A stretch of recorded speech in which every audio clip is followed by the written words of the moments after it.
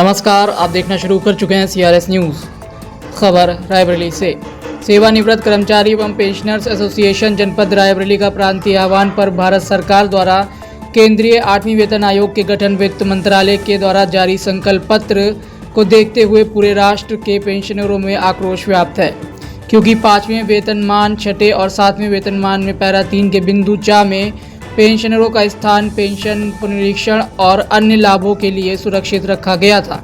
परंतु इतिहास में पहली बार वर्तमान केंद्रीय सरकार द्वारा 8वें वेतनमान से पेंशनरों को विलग करने पर पूरे राष्ट्र में पहला आंदोलन प्रधानमंत्री और वित्त मंत्री को मोमबत्ती जलाकर ध्यान आकर्षण किया गया कि यह राष्ट्र के बुजुर्ग हैं। जब अंग्रेजों ने उनके बुढ़ापे का ध्यान रखते हुए पेंशन की व्यवस्था की थी, इस प्रकार आप भी अपने बुजुर्गों का और पेंशनरों का ध्यान रखते हुए 8वें वेतन आयोग के गठन में पेंशनरों के पेंशन पुनरीक्षण और अन्य लाभों से वंचित न करें, बल्कि संकल्प पत्र में संदर्भित करने का कष्ट करें।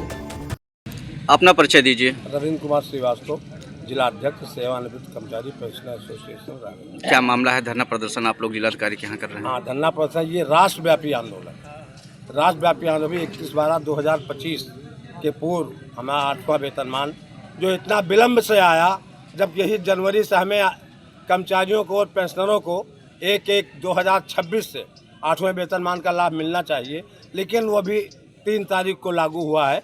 तो उसमें हमारे पेंशनरों को जो 5वां वेतनमान, 6ठा वेतनमान, 7वां वेतनमान में पैरा 4(3) में हमारे पेंशनरों के लिए स्थान रिक्त कर दिया जाता था, जो केवल दूसरे पेंशनरों के जितने पुनरीक्षित पेंशन है और उनके जो लाभ है उनको दिया जाता था।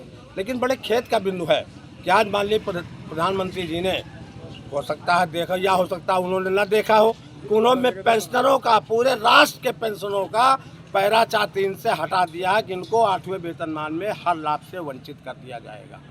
इसीलिए आज पूरे राष्ट्र में कैंडल मार्च का प्रोग्राम है और उसके बाद में जो हमारे राष्ट्रीय स्तर के, केंद्रीय स्तर के और प्रांतीय स्तर के नेताओं का होगा, तो अगला आंदोलन रणनीति अलग बनेगा। अभी तक किसी जिले के आला अधिकारी से मुलाकात हुई? कुछ आश्वासन मिला? नहीं, जिले के अधिकारी से कोई मतलब नहीं है। ये प्रकरण केंद्र का है। ये आदेश दिल्ली से होगा, वित्त विभाग से होगा। माननीय मुख्य प्रधानमंत्री जी की जब संस्तुति हो जाएगी तब होगा। यहाँ समय कोई मतलब नहीं हुआ। मांगे अगर आप लोगों की मांगे अगर नहीं पूरा होती हैं तो आगे क्या प्रक्रिया? हमारे जनपद रायबरेली एक क्रांतिकारी जनपद है। यहाँ से जब आज़ादी का बिगुल बजा है तो मुंशीगंज शहीद गोलीकांड, जहाँ पे हमारे किसानों ने कितना आप गोलियाँ खाई हैं और गोलियाँ खा के उन्होंने आज़ादी दिलाई। इसलिए रायबरेली का पेंशनर भी गोली खाने के लिए तैयार है, अपने को शहीद होने के लिए तैयार है। लेकिन जब तक हमारे मांगे हमारे सम्मान के साथ अगर